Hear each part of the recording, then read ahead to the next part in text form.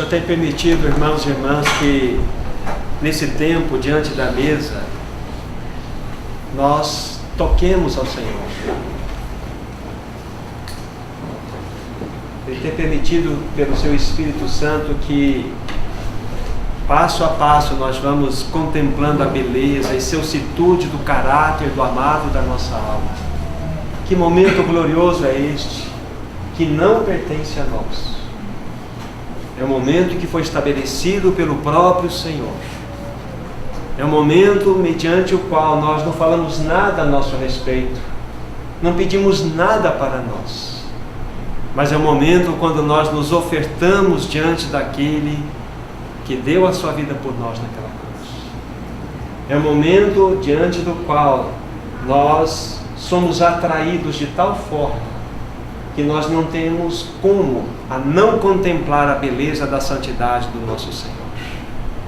Como o nosso Senhor espera por esse instante no seu íntimo.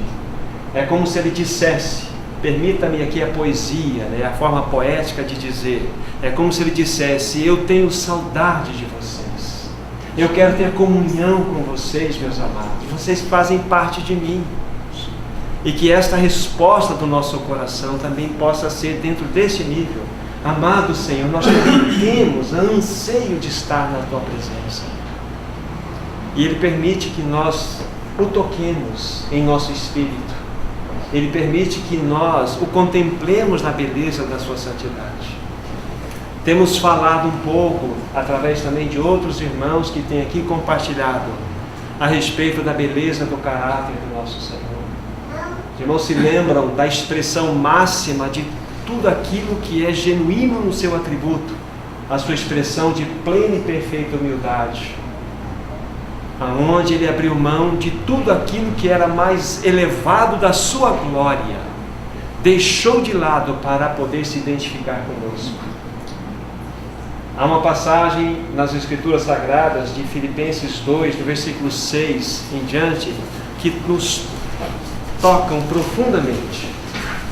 Como os irmãos sabem, esta passagem se constituía num hino onde os santos da igreja primitiva, lá na igreja primitiva, entoavam ao Senhor. Quando eles se reuniam, eles cantavam este cântico.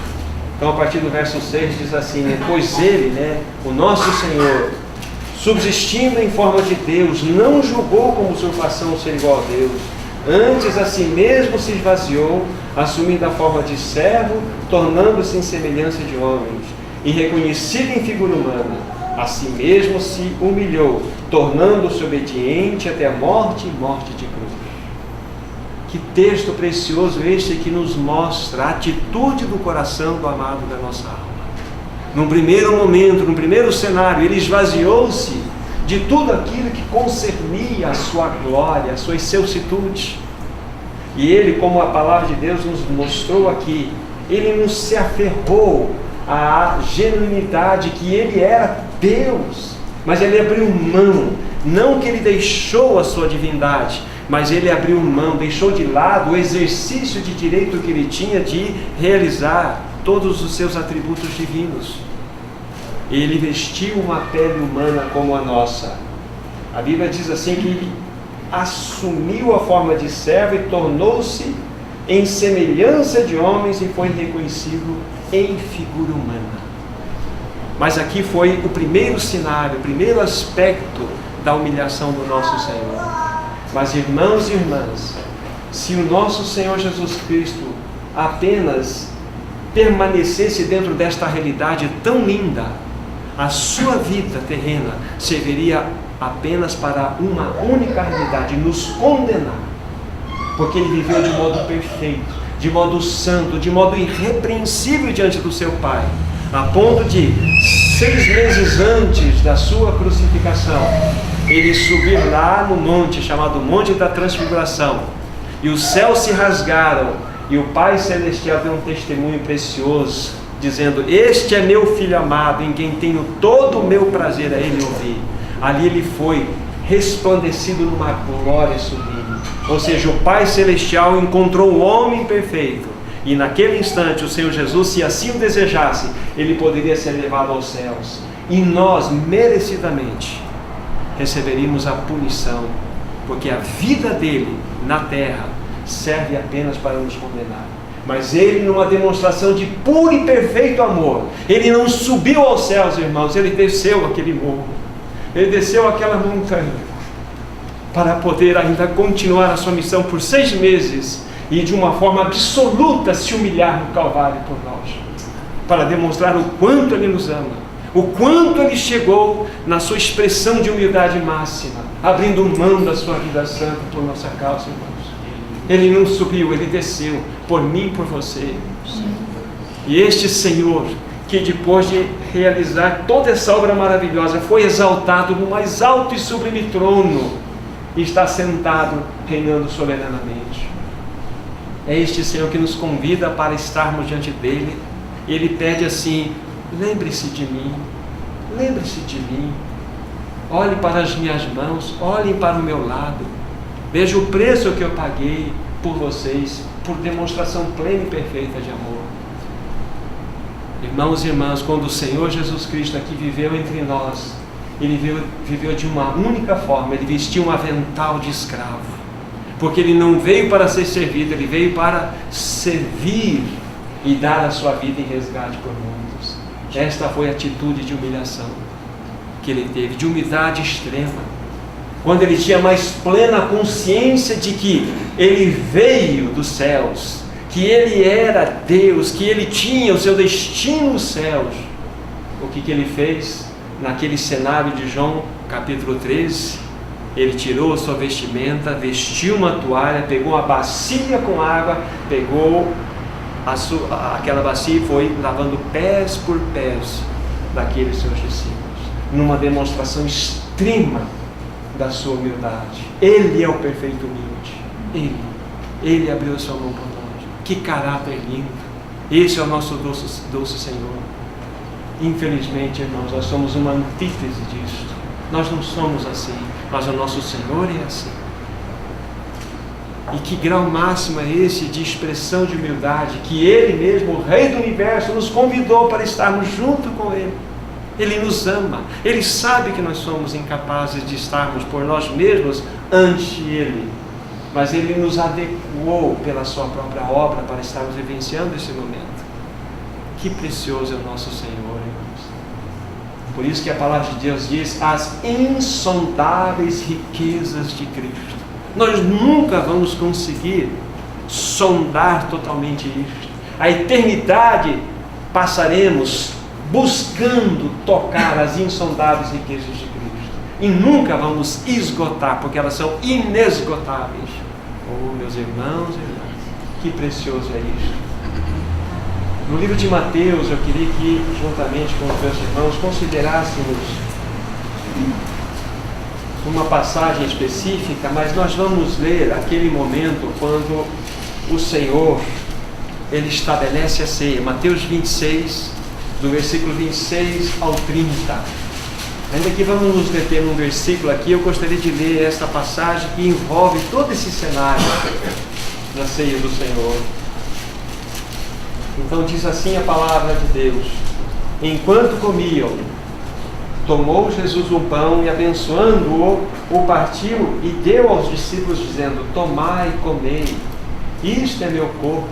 A seguir tomou um cálice e, tendo dado graças, o deu aos discípulos, dizendo: bebei dele todos, porque isto é meu sangue, o sangue da nova aliança, derramado em favor de muitos para a remissão de pecados. E digo-vos que desta hora em diante não beberei deste fruto da videira até aquele dia em que hei de beber novo convosco no reino de meu Pai. E tendo cantado o hino, saíram para o monte das oliveiras. Esse é. Nós sabemos que envolve este cenário, ou aquilo que envolve este cenário na ceia. Sabemos que a ceia está conectada à última festa, a última comemoração da Páscoa que o Senhor Jesus participou, aonde Ele, reunido com seus discípulos, nós tínhamos um seguinte quadro: nós tínhamos o cordeiro imolado e nós tínhamos outros itens que faziam parte do ritual judaico. E o que vem ao nosso coração é algo tão lindo, irmãos e irmãs, Imaginemos o Senhor Jesus diante daquela festa, a última festa da Páscoa, comendo daquele cordeiro que foi imolado. A sombra e a realidade. Então nós aproximamos tudo aquilo que o Velho Testamento apontava como sombra, a ponto de encostar-se perante a realidade que era Jesus Cristo. O que será que acontecia no coração do nosso Senhor diante daquele quadro? Ele tinha plena consciência de que Ele era a realização de tudo aquilo. Então, a partir daquele instante, Ele estabeleceu aquilo que nós conhecemos hoje, a ceia do Senhor. Ele apartou um pão e apartou uma taça, e a partir dali a Páscoa ficou para trás. Agora nós vamos estabelecer isso, para que vocês, todas as vezes que se reunirem, se lembrem de mim, olhando para o pão, participando do pão, participando do cálice. Que cenário lindo é este, irmãos! Que cenário maravilhoso! Mas o detalhe é o versículo 30. E tendo o que, irmãos e irmãs? Cantado um hino. Tendo cantado um hino. Como que o nosso Senhor Jesus Cristo poderia cantar diante de um cenário daquele que em poucas horas Ele seria entregue, Ele seria rejeitado, Ele seria abandonado pelos seus discípulos, Ele seria esmagado pelos homens, Ele seria violentamente agredido pelas hostes espirituais da maldade? Como Ele poderia cantar sabendo que em 3 horas, do meio-dia às 3 da tarde, Ele seria completamente abandonado pelo seu Pai? Ele experimentou todas as dores do inferno por nossa causa, porque o que é morte, o que é separação, senão perder a comunhão com o nosso Pai? E Ele experimentou isso por nós. Como num quadro como este, Ele poderia ainda cantar um hino ao Pai? Isso nos toca profundamente. Então nós vemos a mansidão, a candura, a ternura. Nós tocamos aqui aquela serenidade do amado da nossa alma. Só Ele é perfeito. E Ele entoou, então, cântico de adoração ao Senhor. Isso nos toca profundamente, irmãos. Agora, o que Ele cantou lá? Qual foi o cântico que o Senhor Jesus entoou juntamente com os seus discípulos?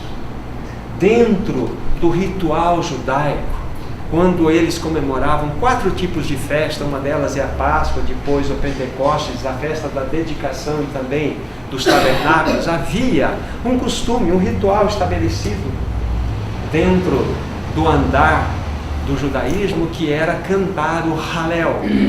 Este Halel era composto de alguns salmos, do 113 ao 118. Estes salmos compõem o Halel. O que significa Halel? Significa o louvor. E especificamente, o Senhor Jesus, que Ele era o que estava dirigindo toda aquela festividade, Ele deveria introduzir os cânticos. E durante essa comemoração, o que acontecia?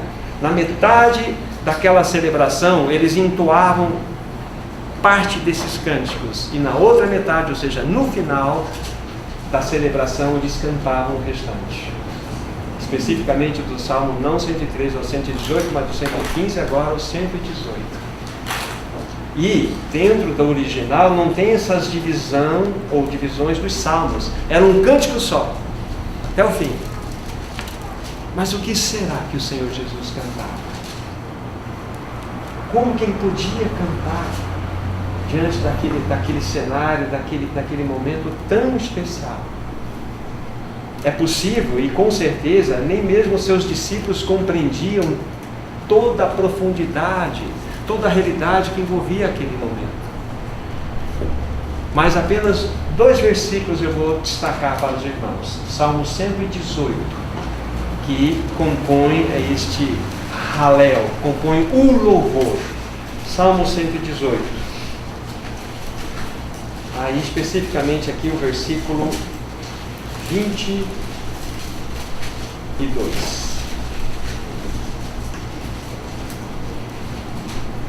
Salmo 118, 22, nós temos a palavra de Deus dizendo assim: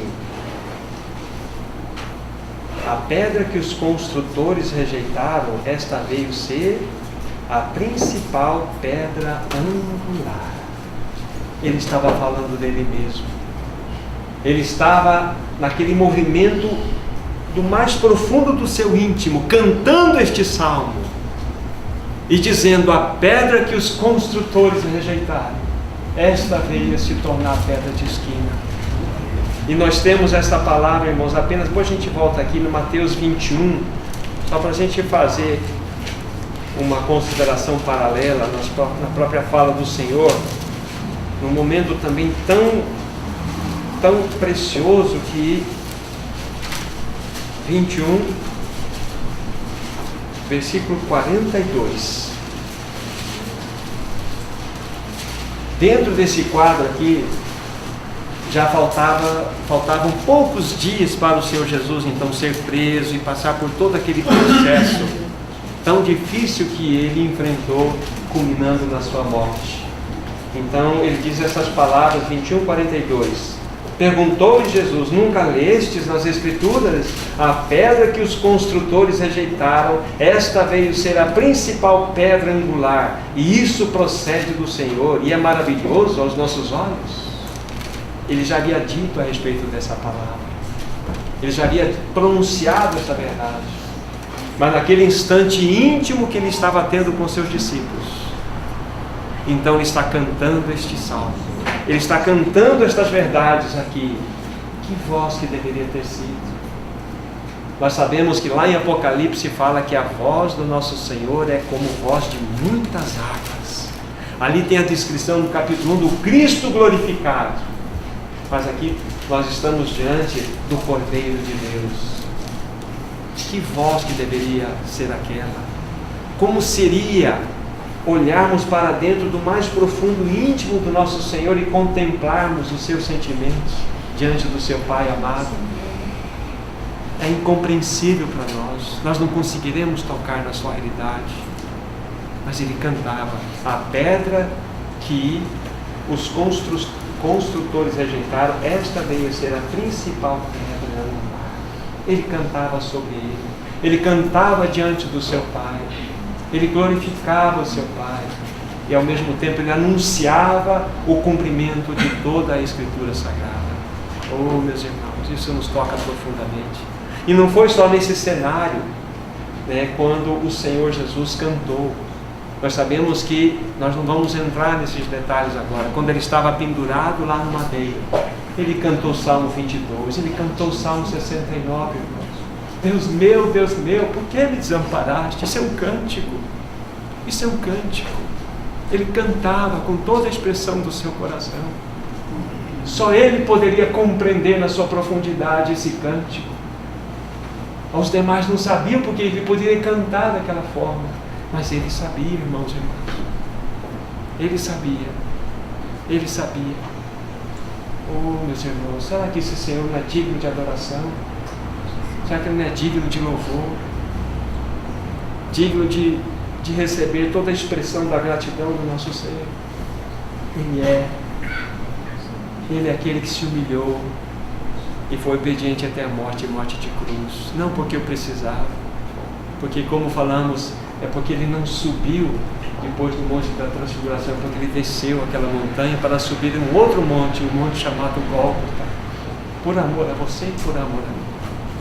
Este é o amado da nossa alma. Esse é aquele que deu a sua vida por nós. Há tantas outras verdades lindas aqui, mas eu vou considerar apenas mais uma, do versículo 24 do Salmo 118, voltando para o nosso Salmo base.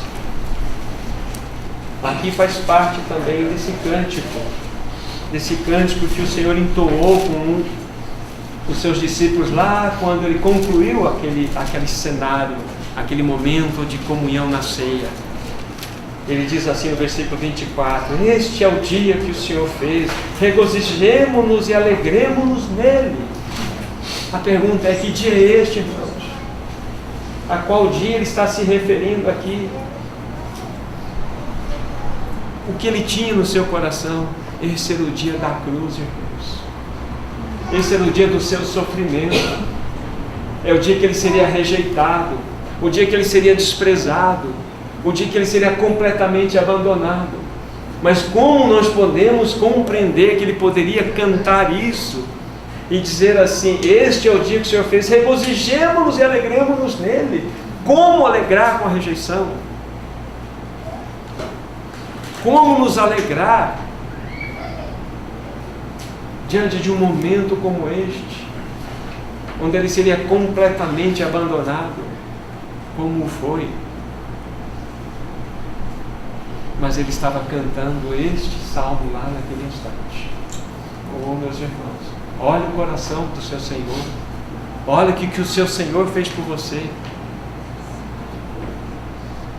Que serenidade, que mansidão, que candura, que ternura. Que Senhor é este que nos ama tanto? Oh, meus irmãos e irmãs, é algo que nos foge completamente a níveis de palavras, o falarmos desse amado da nossa alma. Como que nós, homens, ousamos a pronunciar o nome de Jesus sendo o que somos? Sendo Jesus o que é, nós não somos dignos. Mas Ele, pela sua própria obra realizada na cruz, nos proporcionou esse novo e vivo caminho até o Santíssimo lugar. Ele conclui esse cântico, olhando o último versículo, que é o 29. Rendei graças ao Senhor, porque Ele é bom, porque a sua misericórdia dura para sempre. Este é o nosso Senhor. Este é o nosso Senhor. Rendei graças. Rendei graças ao Senhor. Este é o momento que nós nos encontramos, quando Ele, no seu coração tão humilde, coração tão manso, Ele fala assim: venham ter comigo diante da minha mesa, vamos desfrutar de uma comunhão. Ele é digno de adoração, Ele deu a sua vida por nós, e o seu corpo foi totalmente moído por causa dos nossos pecados naquela cruz, totalmente. Éramos separados de Deus, agora por esta obra nós somos aproximados de Deus. Ele foi abandonado por Deus para que nós fôssemos aceitos por Deus Pai. Fez tudo isso por nós.